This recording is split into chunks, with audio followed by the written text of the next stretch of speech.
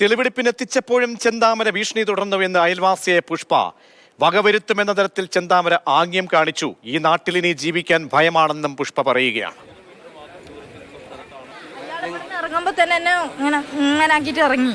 അയാൾ കണ്ടപ്പോൾ തന്നെ കയ്യും കാലും ഈ രണ്ട് പോലെ നമ്മളവിടെ ഉണ്ടെങ്കിലുള്ള ചിന്തിച്ചപ്പോൾ എനിക്ക് ഭയങ്കര പറയപ്പെടും. സാറ് വന്നപ്പോൾ എന്നെ വിളിച്ചു, പുഷ്പ ചേച്ചി ഇവിടെ വാ, പുഷ്പ ചേച്ചി പറഞ്ഞപ്പോൾ ഞാൻ പോയപ്പോൾ അമ്മ എന്തൊക്കെയാ പറഞ്ഞാലൊന്നും പറയാം. അയാൾ എന്നെ കാണുമ്പോഴേക്കും പിന്നെയും അതേപോലെ തന്നെ കാണിക്കുന്നു.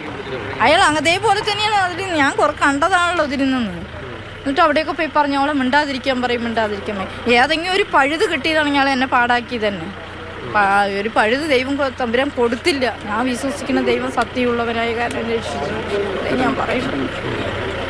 തെളിവെടുപ്പിന് വന്നപ്പോഴും നിങ്ങളെ ഇപ്പോഴും അവർ കണ്ട്. ഞാൻ സാറിൻ്റെ അടുത്ത് പറഞ്ഞില്ല, സാറ് കണ്ട ഞാൻ പറയണൊക്കെ സാറ് നുണയാണ് പറഞ്ഞില്ലേ.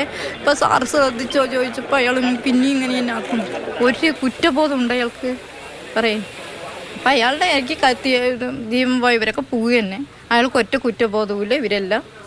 അതുകൊണ്ടാണ് ഞാൻ 3-4 ഒരു കൊലപാതകം നടന്നുകൊണ്ട് എനിക്ക് ഞങ്ങളതിൽ ഭയങ്കരമായി വലഞ്ഞു 2-3 മാസം.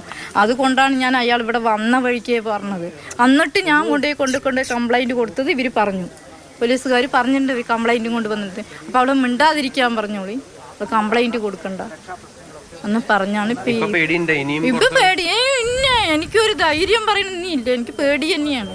ഞങ്ങളിവിടെ നിന്ന് മാറാൻ പോവുകയാണ്. അപ്പം ഞങ്ങളിവിടെ ഇരിക്കണില്ല, മടുത്തു എനിക്ക്. ഞാൻ ഈ രാജ്യം വിട്ട് ഏത് കാലത്തും ഞങ്ങളുടെ അച്ഛനമ്മ ഈ 2 കൊലപാതകം നടപ്പോൾ എല്ലാവരും പറഞ്ഞ് വാടകയ്ക്ക് പോകുക. എന്തിനാണ് മരണം ആരും അവിടെ ഇല്ലേ സംഭവിക്കണില്ലേ എന്നൊക്കെ പറഞ്ഞിട്ടാണ് ഞാൻ ഇവിടെ ഇത്രയും കാലം പിടിച്ചത്. ഇപ്പം എനിക്ക് വെറുത്തു ഇവിടെ ഇരിക്കണമെന്നില്ല. ഇരുന്നാൽ എൻ്റെ രക്ഷയില്ല.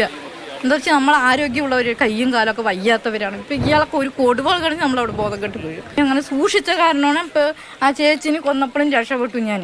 ഇപ്പം ഇവർ 2 പേര് കൊലപ്പെടുത്തി. ഞാൻ സൂക്ഷിച്ച കാരണം ഞാൻ രക്ഷപ്പെട്ടത്. ദൈവം എന്നെ സൂക്ഷിച്ചു, അതിനെ ഞാൻ പറയാനുള്ളൂ.